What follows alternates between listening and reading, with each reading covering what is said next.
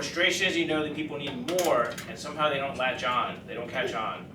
And it's almost like I'm trying to share food with them, and I go, I know it's good for them, the rice and beans, or whatever I'm cooking for them, I know it's what they need, but for some reason they don't come on, they don't want to keep going. And I'm not sure what that's all about. I just have to be present for them, and I can't solve that. I don't think I can solve that issue. Or I can help them. I try to provide some education perhaps down the line. But my one job is to serve them at that moment. And when I keep it that simple, it works out pretty good. I don't know how I was going to tie this all in, but it's a struggle dealing with the mentality of some people outside of that moment when you have them on the table. Sometimes they don't help you out too much either, but it's amazing how much people cooperate when they feel like you're going to help them. And they'll relax on the table and you can get in there. I have this from Psalm 22. It's number 7, 8, 12, 14. I'm not sure what's going on here with my notations, but it says, all they that see me laugh me to scorn. They shoot out the lip. They shake their head, saying, he trusted on the Lord that he would deliver him. Let him deliver him. Seeing he delighted in him. Many bulls surround me, strong bulls of Bashan encircle me, roaring lions that tear their prey open, their mouths wide against me. I am poured out like water, and all my bones are out of joint. My heart has turned to wax, it has melted within me. So, one of the ideas I try to keep in my head is now I have the distance between me and my family. What am I doing here in Brooklyn? And a lot of things are going on around. You can see things that are unpleasant coming closer and closer. But I know my job is I have to be there. It's pretty clear to me. Everything is directly there. I have a very nice space that people can come into. And I think about all the other guys who are out there doing it. And when that earthquake happened, I jokingly said, in one text thread, I gave credit to Brian. In another text thread, I gave myself credit. Because I was thinking, what would Pasquale say if this happened? He said, it's all those adjustments in there and shook up everything. And it's it's like these crazy thoughts, and they were funny, but it's like a kind of, it was a little pop in my thought, and it was it made me feel good just to think about Pasquale, what he would say. In spite of all the difficulties I think we all individually encounter, we're trying to lend a hand to people, and sometimes they don't come along. And it is about touching that tree of life, helping people by trying to get them to open up to that, working on that tree of life. And I had one little more quote from the Bible, from Genesis 3:24. Do I have time, Brian? Go ahead. It said, and he cast out Adam and placed before the paradise of pleasures cherubims and a flaming sword, turning every way to keep the way of the tree of life. I always thought of cherubims as angels, but some guy was saying you could also think of them as dragons. And we have these opposing forces where we're trying to help people out, but at the same time they're coming in with so many difficult things to deal with and so many hindrances. And I guess it's finding the balance between that two, staying in that tree of life. Anyone can ask Senor Fernando anything? Anyone? Phil Chimay. What is your understanding of the tree of life? I'm gonna look at, I think it's wide open, but I look at it at the vertebral column. I think we're working on it. I don't understand the whole mystery. I just know that when people come into me, I help them out. And when I focus on that and just taking care of them, they seem more lively. Is that gonna give them eternity? That's not up to me to figure out right at this point, right? I don't have that in me. But I know it helps them out. And when they, again, let me get in there, things happen. Anyone else like to ask Fernando anything? Anyone? There's a follow-up. Go ahead. You stated that the cherub with the flaming sword were placed there in order to prevent us from attaining the tree of life, right? Well, obviously, according to your understanding, we have the tree of life already in us, correct? All right, so what do you think that's alluding to, that they're preventing us from taking the tree of life? That's it. This is my hour seminar. You gotta sign up and come. I haven't figured that one out. I have pieces of it. Okay. So if I would say, I would say now, just my little summation would be, it wasn't the time. I would take the chiropractor as bringing this almost in, and it doesn't happen overnight, but obviously we're touching there, we're going into that land, and clearly we're not there yet, but it's pointing in that direction, right? Anyone else like to ask Fernando anything? One more, Phil Shimei. What would be the difference then between the tree of life and the tree of knowledge? I can't tell you, but I think more one's a mental awareness, whereas one's maybe a connection between some physical and a spiritual dimension. That's okay. All right, Senor, excelente, now, Fernando. That's someone The else. floor is open for whoever likes Very to go good. up. Fernando, good answers. Oh, my God. That's how I felt.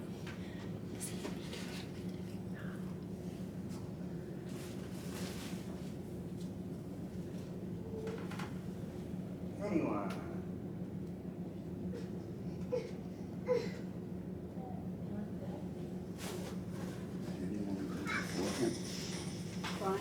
I know Brian was here. Oh, that's it, that's it, thank you.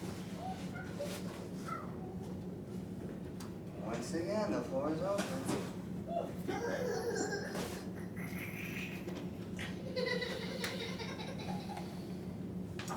All right, Senor. Mark Johnson, Red Bank, New Jersey. It's been a wild ride with the people I'm encountering in my office lately. Not just the earthquake, but just crazy stuff and how it's affecting them. So, and I know that we're here to have heaven on earth, and I see what they're going through, and it's a good thing that we can just separate ourselves from it, because what's processing inside of them is a lot of craziness. And I think to myself, what can I do to serve them and keep myself in a peaceful state? Because there's so much going on, and what we do is it's a lot of sensitive work. We're sensing, we're loving, there's a lot of energy in it, and I don't want to take it on. I don't want to take that on me. And sometimes you don't even know when it's happening, and all of a sudden you just feel drained. And that's not what chiropractic is. We're not here to get drained. We're here to serve them. We're here to love them and let them feel more of who they are. But as much as peacefulness is comfortable to people, the uncomfortable has to be around too, because they're both balancing each other. And sometimes I wonder if it's bringing up uncomfortable things in me that they're sensing, or it's been a little wild lately with that back and forth play, because I'm not here to serve their whatever they're processing, put it that way. But people, it just seems like lately people are processing a lot of volume inside of themselves. And I know chiropractic is about helping us to get close to our soulful level. And when Brian was talking about that true north and the physical and the spiritual, I kind of had a feeling that we probably, when we're born, are right there. And then somewhere the unconsciousness starts to settle in on us as we start to mature or age as humans in a more adult mode, because you look at babies and they're just so there. And adjusting babies is just like beautiful. It's a beautiful thing to adjust them. And then when you start seeing the difference in people and their real lives coming into play, and I would say when that hurricane came, the earthquake happened, that brought up a lot of stuff for people, whether it was fear or it was like, wow, that was really cool. And everybody had this kind of a feeling like it was a freight train coming through their house. So I think almost like something like a freight train of energy came through us too. And I try to think of it as like, okay, what was it that spiritually we need to learn from these type of things? And in the adjustments, trying to get the people so that you can adjust them so that they can feel more of who they are. And also keeping in mind heaven on earth and how can we maintain a peaceful level while we're doing it. So these are just things that have come up with me lately. Would you like to ask Mark anything? Bill? You said that you really didn't want to get involved with their process, or what they're going through, their processing. Right. Every adjustment you give, do you think you are involved with their processing? I think we have something to do with it. Thank you. Anyone else? And I think God put us here because we're chosen to do this type of work, and we're in part of it, but we're in it, we're not in it. Anyone else want to ask Mark anything? I do. What do you mean by processing? Well, we're all working to become more spiritually north and be more tuned into our souls. So whatever, like Pasquale used to talk about the debris, as you're breaking up the debris can look very ugly. And how it comes out in human nature and how it comes out in the world. It doesn't feel so peaceful to some people, although we have to go through some of that. That's not peaceful to process it. So I guess it's almost like when I say process, I mean them to experience it and express what they need to express. Okay, anyone else want to ask Mark anything? Anyone? One more time. I see you, Mark. Thank you. Excellent. Floor is open. Wait, there's one more. All right. Sir, do you want to come up at all? No. All right. No one else is gonna, I'm not gonna, we don't yell or force people to do things here, because that's not the way to do it. If no one else is coming up, we're bringing I'm gonna come up. the former ubiquitous. Former ubiquitous. This, yeah. Former ubiquitous. So, before you begin this, yeah, so, Juliette Scime, chiropractic wife, minister, now we started again, our seminary. So I have a bunch of students Oh, wow. that are doing the next phase of my 2.5-year program. And started them doing this dive into faiths other than their own. And we were invited to Robbinsville, New Jersey. Highly recommend that you go to Robbinsville, New Jersey. They have built a Hindu temple there. That's over 175 acres. It is phenomenal, the main temple, you walk in there, I literally like cry, you could feel the spirituality, it feels otherworldly. You walk into this place, it's like you could be in the cosmos, and it's just beyond words, it's beautiful. So anyway, we took them to that, but they were really wonderful, but we learned a lot. I learn a lot every time I do this. And when Brian was talking about the True North, I was thinking, you know, this particular sect of Buddhism follows the teaching of their Swami Narananda and Nan, I can't get it all right. And he was 11 years old. His parents had died. He's living at the foot of the Himalayas. Left the house. He was like right in True North, all just nothing but a loincloth, right? And he just walked out of the house and just walked around the whole continent of India, all the way around these, because that's at the top. He went around and down, and then by Guratri, and he was there, and he just was teaching all along the way. He was teaching and performing miracles and just being there with everybody.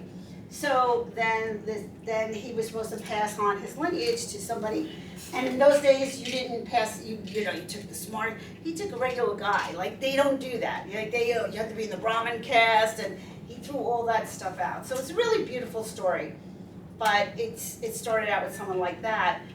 We also got a chance to go see a Jain guru, and there was thousands of people there, and these people that are more in line with the True North, they're happy. They're like joyous in their message. You could feel it coming out of them. They're just really, really cool people to me. And we got private audiences with them, and it's really exciting work that, they've been doing and really, have the honor to participate with. So there's just so much cool stuff going on. I was inspired by the True North again, knowing that I feel like I met people that are like there, and so it's Anyone- there. Anyone like to ask Joanne anything? Anyone? Would anyone like to ask Joanne anything? Anyone When like- did you go there, Joanne? When was this? When did we go to, it's just recently. Recently? Okay. Just recently. About 3 yeah. weeks ago. 3 weeks ago. About 3 weeks ago, yeah. Anyone else like to ask Joanne anything? Yeah, that was the other week. I don't know, we've been doing so many things every Was, weekend, it's like was that fun. guy with you? Yes. I was the he driver. was the driver. We rented a van to take everybody in one vehicle. Oh, wow. And he drove and it was great. He did a great job with it. 12-seater. Yeah. Wow.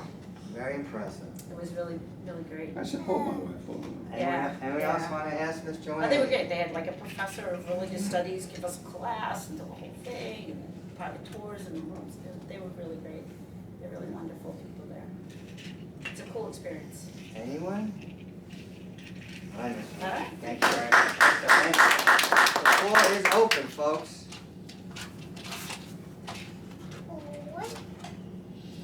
Jerry said no. If you don't want, I'm gonna bring him up. Are you watching? Oh, Steven, do you want to say anything? Wait, I'm gonna do something. Hang on, Steven, don't say anything yet. I'm gonna give you a thumbs up. Hi, I'm Steve and I this the wrong lady? Can you hear me? Yeah, no, it's not working. Wait, hang on. Oh, That's his I'm wife. sorry, it's not working. Yeah. Remember you had to It's call your Wi-Fi. phone, somebody one time? hello. No, I mean, it worked fine the Sorry last time. about it. I'm good. I just want to. I don't wanna jump all over it. I'm sorry about that, Steven. I'm I'm sorry. good. Alright. No. Alright, now we have that. Does anyone else wanna speak?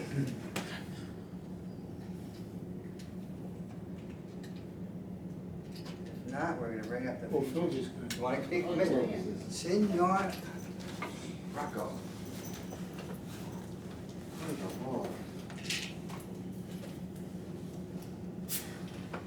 Okay, good evening, and it's good to be here at the Self Center.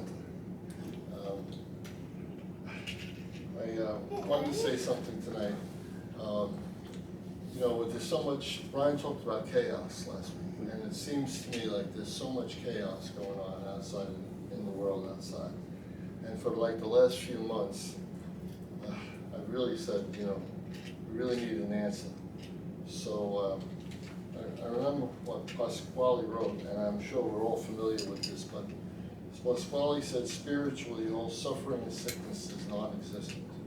It's only because of the current state of negativity and lack of faith in our own power and existence that we have all the sickness, disease, and suffering. If you're spiritually inclined, you lose nothing and gain everything. Here's what I really want to talk about. When there is a spiritual shift in the consciousness of our world, you will see people have a shift towards chiropractic and what we are truly about. So what I was saying was like, everything seems to be upside down in the world outside. One thing after the next, it's just like non-stop, every single day. And I've been asking like my spiritual friends, I said, you know, Pasquale talked about having a shift, a spiritual shift in the consciousness of our world. And I was saying, can't you just give me a sign, just something that says it's starting to take place? You know, there's a shift taking place. And I waited a while, a long time, and then finally it came to me. I was watching the news, and they said this on the news. They said that at the University of Georgia, they had a big revival meeting, and something like 150 students. There were 7,000 people in this auditorium, 7,000 students in the auditorium, and 150 of them got up and got baptized that evening. So to me, I took that as a signal or a sign that that spiritual consciousness is starting to take place. And it's not gonna happen overnight, but like as Brian would talk about, small sequential steps. And I felt so good about that. It made me feel good, and look forward to the future instead of being in a, I hate to say it, but in like a negative sort of state. Anyone like to ask Phil Bronco anything? Anyone? Mark? When you're talking about that negative state, is it, you're sensing a lot of people coming in like that? You know what, not so much by people coming in like that, but like if you just listen to the news out there, you know, you turn on these TV stations and you see, some guy just set himself on fire. You know, I mean, it's just crazy. I mean, it doesn't seem to be positive. And it's not my people, because my people are really all, really wonderful, I have to say that. Anyone else want to ask Phil anything? Anyone? You said that it seems to be a lot of negativity. Does the world have to go through negativity in order to become what it must become? You know, that's a good point, Phil, but I'm just kind of like tired of it. Okay. Thank you. Anyone else want to ask Phil anything? One more. Anyone? Mark? What do you think that we can do within ourselves that can help do our job better? That's a good question, Mark. I think that what I could do for myself, and if you want to do it, that's up to you, but every day when I wake up, I say to myself, besides a lot of different things, thank you God for being here, let me see in the light of another day, and get to help more people today. But how can I make myself better? Can I be more caring? Can I be more understanding? Can I be more compassionate? Could I express a little more positivity or love to people? And I think that's how I do it. All right, Phil, thank you very much. That's all right, well, one more time. Anyone else? All right, then, we're going to bring up the featured speaker this evening, and that is Phil Scime. Come on up, Phil. Thank you for that rounding Where's your applause. phone? I'll sit over here so I'm not in your way. Thank you. Good. First of all, it is an honor and privilege to truly stand here in front of my colleagues, friends, and impart upon you what I have gleaned over the years in this marvelous thing called chiropractic. I thank Pat every day for putting me on a different path as opposed to a bone crusher and, eliminating the neurothalipsis, pressure on the nerve, and the patient will get better. So, first of all, Phil, you know what you could do? If I may be so bold, don't watch the news. I never watch the news because we know, or at least I know, that the news is sensationalized. There are 100,000 good people for every one nut job out there that wants to blow away everybody. But those 100,000 you don't hear about because that doesn't sell newspapers. That doesn't put the eyes on the TV. They want to sensationalize. And then, of course, we think that's the entire state of the universe, that the whole thing is breaking down. Do what you're doing a great job, be positive and everything else, but the negativity, God forbid, you're not feeling well, and you go get lab work, and they come back and say, everything is negative. You go, oh my God, it's negative? Oh man, that's terrible. Well, how do you feel when they say that? Oh! So, sometimes we do need these negative things in order to bring out the positive responses that all of us are capable of. So, I'm on page 70 already. I'm up to Exodus of the Bible. And let me tell you something. The more I'm reading this, the more I'm delving into a new understanding of this, the more I've come to realize my purpose on this planet. the reason why I went from here to here, I did it deliberately. I did it. I'm not a victim. We want to look at it that way. Why me? Right? I'm a nice guy. Only the good die young. So that means I'm a lousy person because I'm still around. So are you, and so are you, you know? But that's another topic for another day, because there's so much in here. I had a hard time picking what the heck am I going to talk about. There's so much wisdom that I have, oh my God. So I'm going to stick to one thing, and that's this one, right there. I want you to give me your interpretation. And Moses is talking to the Lord. And the Lord said unto Moses, go and return to Egypt. And Moses took his wife and his sons, and they set upon to go back to Egypt. And the Lord said unto Moses, listen carefully, when you return to Egypt, I'm paraphrasing, when you return to Egypt, because I'm not going to say thou wouldst and all this other nonsense. When you return to Egypt, do the wonders. He touches his chest, it turns purple. He touches a snake, it goes into a rod. Right? Turns a rod, a regular rod, into a snake. So show him the wonders. Got it so far?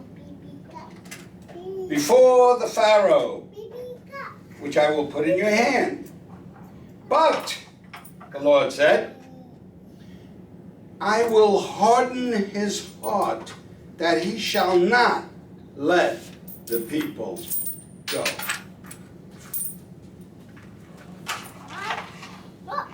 And then it goes on, I'm going to paraphrase, and I'm shaking my head.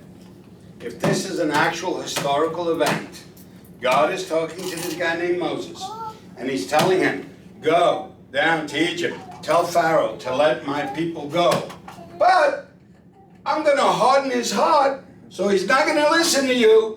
So then I'm going to throw 10 plagues on him, and I'm going to kill his firstborn sons. What kind of God is this? If it's an actual historical event. If it's literally happening. That's a sick God. I'm not praying to that guy. Wait a minute. You're telling me to go talk to you, to free this guy, but God is going to make sure you don't hear me. Is it your fault or God's fault? I need an answer. Whose fault is it here? That Pharaoh didn't let the people go. Anybody? Does it say Lord God or Almighty? Lord God. Lord, all right. Is that the Lord, yes. Thank you. What I got is, God is at fault. God is creating this. God is making sure that Pharaoh's heart is hardened so that then he can go and put the plagues on him. The raining frogs and the blood in the Nile and everything else. Think about that. Now, my understanding, my new understanding of this. And I can take an hour, but I'm going to try to keep it in 10 minutes. The Lord God is, before I start, what is the difference? And I need an answer from the audience, please. What's the difference between this and this? Somebody? Anybody? There's no such thing as a wrong answer. Everybody is right, remember, from your perspective. What's the difference between a soul and a spirit? I'll tell you my answer. This is the material. This is the holy. Or two wells, I think. What's that mean? Complete. No division. No left and right. No up and down. Here, the material realm, you have what they call dualistic existence, right? Male, female, up, down, left, right, everything, right? The opposite. You have the opposite here. And the Lord took the dirt from the ground, made Adam, and he breathed the breath of life into Adam's nostrils, and Adam became a what? Living soul. That denotes that prior to him breathing the breath of life into his nostrils, Adam was a dead soul. This has a soul. Why? It's material. This has a soul, but Pat used to call it quickening. This has no quickening. This has quickening. An amoeba has quickening. A chair doesn't. It used to when it was a tree, but not now. This is what the Lord God created. This is what God said, let us make man in our image. That was the first creation. The second creation, and the Lord God took the dirt from the ground. So this here is the holiness of all of us. This here is the material, the flesh. This here and this here are not working in alignment. A house divided, what? Cannot stand, has to fall. That's why you die. I die. All quickening things die because this and this are not aligned. That's what I tell my people now. I'm not aligning your vertebral column. I'm aligning you, the holy you, with this nonsense. And that's what Jesus refers to. Jesus is literally the material. The Father, what did he say? I and the Father are what? One. That's when the material and the holy lined up. Or as you call it, I called it, the magnetic north and the true north became one. The true north is the holy, the magnetic north is the material. There's nothing wrong with the material. Thank God for the material. Without the material, I can't talk to you. Because there is no you. There's an us. It's just us. When, what's his name? Betrayed Jesus, Judas. He went and hung himself, right? The apostles had to replace him. They had a choice between Matthias and Justus. Who did they choose? Matthias. Why? We don't have Justus. That's why, Phil, we have all this nonsense going on out there. There's no justice out there. That's why I don't look out there. I look here. Because the second part of my talk is, I'm doing it quick. Believe me, I could spend 3 hours on this. I wrote 3 pages on this. Jackie. Because listen to this. Oh boy, this is really coming together for me. I love it. I'm getting excited. Listen to this one. Ready? In Proverbs 9, verse 10. Ready? The fear of the Lord is the beginning of wisdom. Let me say that again. Fear of the Lord is the beginning of wisdom. And knowledge of the holy is understanding. What's that from again? Proverbs 9, verse 10. Fear of the Lord, the material. Is that thing poisonous? Is that mushroom okay to eat? better fear it. In the beginning, you had to fear it. You had to pay respect to it. Or else you don't survive. You better fear fire. You better run. Fight or flight. The adrenals. Fear. The material. Yes. Understanding the holy. Actually, I'm going to put this in. Is wisdom. Fear of the Lord is the beginning of wisdom. Understanding the holy is wisdom. Now, how does this tie in with chiropractic? Glad you asked. Every adjustment I give, I no longer look at that person as a patient. I no longer look at that person as I don't say, what's bothering you? I used to say, what's bothering you? What brings you here? Hey doc, this is I let them talk if they want. Yeah, my, whatever. My agita, my elbow, whatever. And as I'm adjusting them, you know what I'm saying to them? This is making you holy. This is aligning you with that power in you that made you from one cell. The awesomeness. See that holy in you? And you, the material, are not aligned. You're doing one of these. And if you go far enough, like this, we put you in the ground.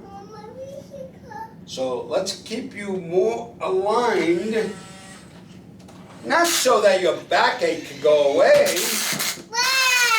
What did Jesus say? These things I do, you can do, and even greater things.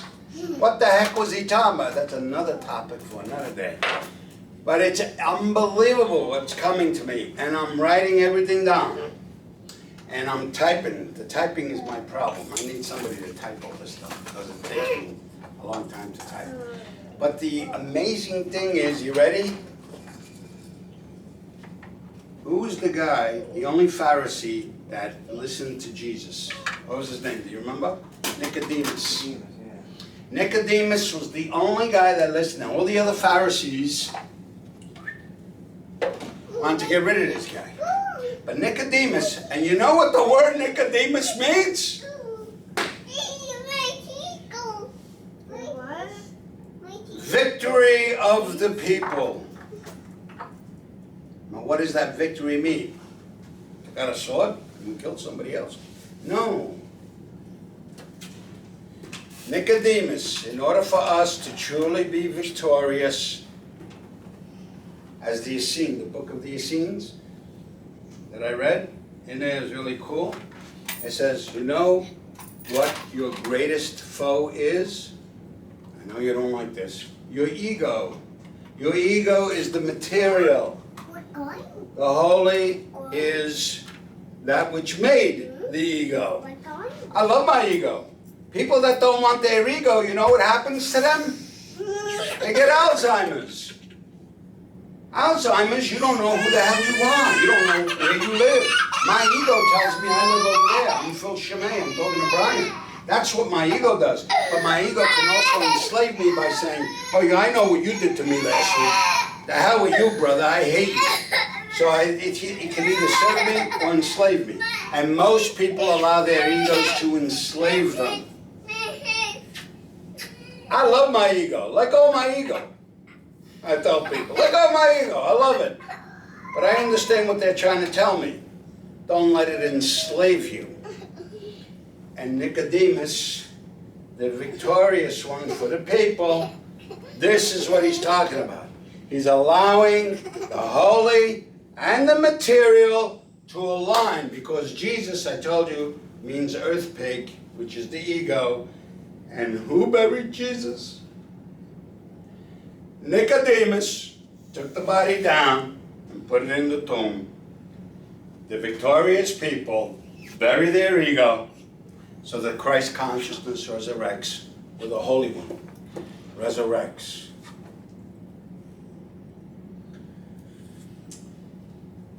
What?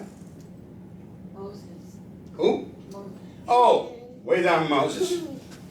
I forgot. Thank you, dear. See, I digress. I got so much in here. Real quick. The real true meaning of this, the word Moses means to draw out, to pull out. Him and his brother Aaron had to go down into the wilderness. What do you think the wilderness is? The risk system. The magnetic north, Brian. That's the wilderness. That's the risk system. We have to go into the wilderness, as Pat told us, to gain these experiences. But the problem is, we got all lost in the wilderness. The aqueduct of Sylvia, remember? My people are stiff-necked, God said. Right here, the aqueduct of Sylvia. Right there, the Alice axis. Palmer technique, right? Cures everything. Why? We're not out of the woods yet. We're in the swamps. But Moses means to draw forth. Guess what his brother's name is? Aaron. And guess what Aaron means? Strength. Strength. Our strength we must draw on, pull on, in order to survive this wilderness. What strength? This, that. And Pharaoh is a leader. That's what the word means, leader. Who's leading me right now? My ego. My ego, heart is hardened. I don't want to listen to this guy. I don't want to listen to him. I'm going to hold my people. I'm not going to let them go here. I want them to stay in the material realm. This is important. You better get insurance. You better get that life alert. You better get locks on your doors. What's wrong with you? That's what the ego is all about. Up here, the material is very important. But the holy, it's not important to the holy. So we must draw on our strength from the holy in order for us to let our Pharaoh let us go to the promised land, baby. Right here, not in the desert for 40 years. Right here. Right here is the desert. Every adjustment you take and every adjustment you give helps you align with this, and you help that person align with this. And that's what's going to set them free. Hallelujah. Send that to the collection plate. That's it. Anyone like to I got too much. Anyone like to ask Phil I can speak for anything? another 2 hours. Anyone? Did you ever read the book of Nicodemus, Phil? No, I never did. I would love to read that book. All right. Anyone else like to ask Phil anything? Anyone? All right. Like Adam and breathing into the nostril. So, Adam. Yeah, you said A-T-O-M. became a living soul. Right. You said, what does that mean, a dead soul, before that, you stated? Okay. You have an atom. Yeah, An ATM, like a hydrogen atom. ATOM, ADAM, phonetically, same. But this hydrogen atom, is it quickened? No. As far as we understand, it doesn't have a consciousness. It can't replicate itself. It could go next to another one and bond with it and have H2. And if you have an oxygen, then you have H2O. But look what's happening here. All these atoms are coming together, and if enough come together, you have this material, and then all of a sudden, the material gets the breath of life. And it becomes a living soul. Because, don't forget, you're made out of atoms, right? Here's your atom. Here's my atom. Here's your atom. But one day, that spirit will leave you. Now he's a dead atom. I'm a dead atom. Just like this piece of wood. It was a living atom, now it's a dead atom. A-D-A-M, A-T-O-M. That makes more sense to me than literally Adam as a man, Eve as a woman, 2 kids, Cain and Abel. Cain killed Abel. Cain left, east of Eden, in the land of Nod, never mind, in the land of Nod, and there he knew his wife. Where'd she come from? I'm told, oh, you have to understand, hundreds of years went by. Hundreds of years. He married his sister. They had other kids. I said, doesn't say it in the Bible. Oh, no, it's inferred. I said, how come when I infer something, you say it doesn't say it in the Bible? Oh, when you infer something, it must be true. Because they had no explanation when I asked that question. Where'd she come from? That person born to Adam and Eve was Seth, who took place of Abel. So where'd she come from? But that's the excuse I was given. That hundreds of years went by, he married his sister. No, he didn't. He didn't marry his sister. Because it wasn't a chronological, historical event. It's an allegory, people, an allegory about you, about me, about this existence called the material realm. And it's trying to explain to us what the hell we're really, I'm not going to get into it because it's another 3 hours, what we're really doing here. And remember, I said doing. There's a huge difference between doing and my purpose. I'm not going to give that difference now, because you're going to have 20 questions and I'm not getting into it. Would anyone else like to ask Phil anything? Don't ask me what's the difference between purpose and doing. By you, just the fact that you would think about these things. Yes. Do you feel that the people can sense that? Oh, definitely. And you help them draw it out? That's right, out of them. That's right. I said, I'm talking to Moses right now. But you don't say this to them when they come in. No. When they came in, They just the said first so. time they came in, and then as I'm beating them up, so that they go, Doc, you beat me up. I said, so you could be upbeat. Why would you want to be downbeat? I want to be upbeat, right? So I said, then after I adjust them, and they go, wow, I feel better.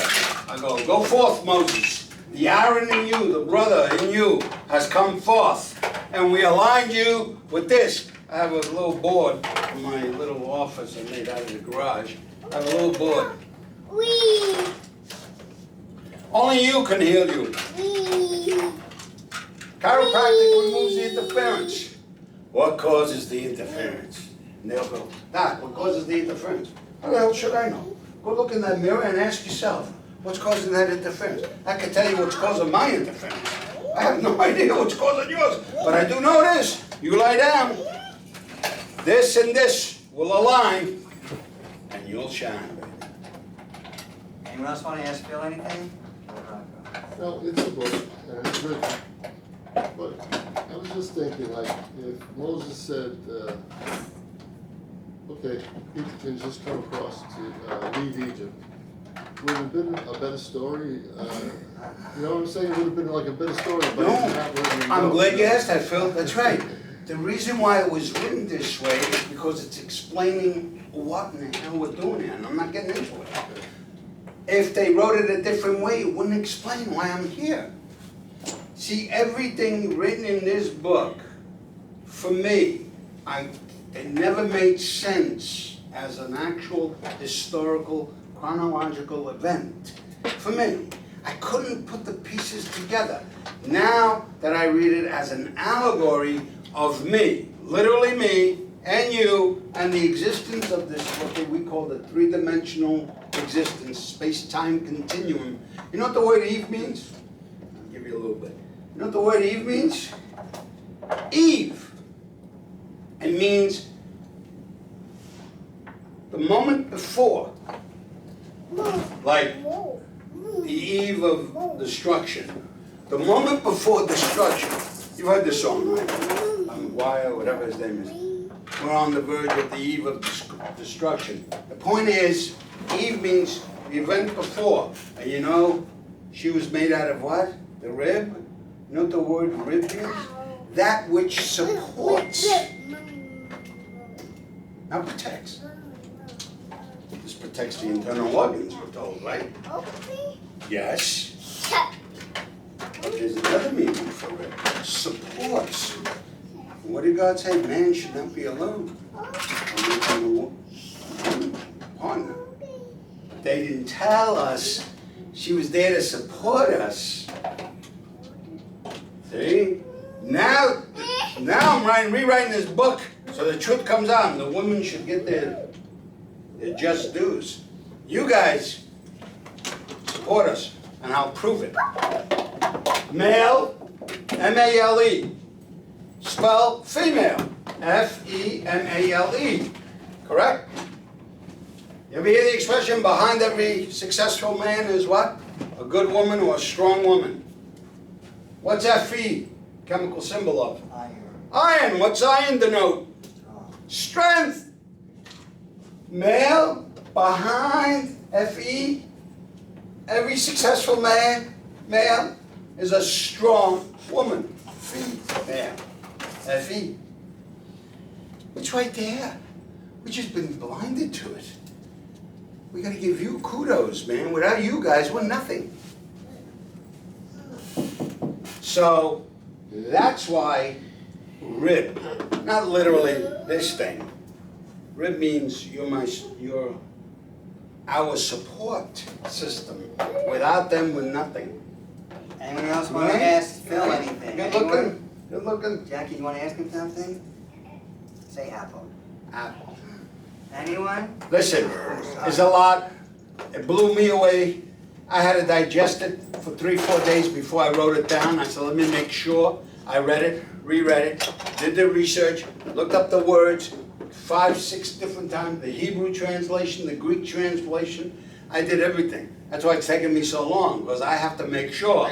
I don't want somebody to go, where'd you get that in? That doesn't mean that. Sure it does. I looked it up 5 times to make sure. So it's gonna take, please, as Pat used to say to us, just let it sit there. Don't try to analyze it. Just let it ruminate, let it digest, and maybe next week, next year, next lifetime. Doesn't matter. We have all eternity. It's right here, eternity. I don't have to go anywhere for eternity. It's right in front of me. Right there. Anyone else want to ask Phil anything? Anyone? All right, Phil. Excelente. Gracias. Let's clap for Phil. So keep adjusting your people. Because it's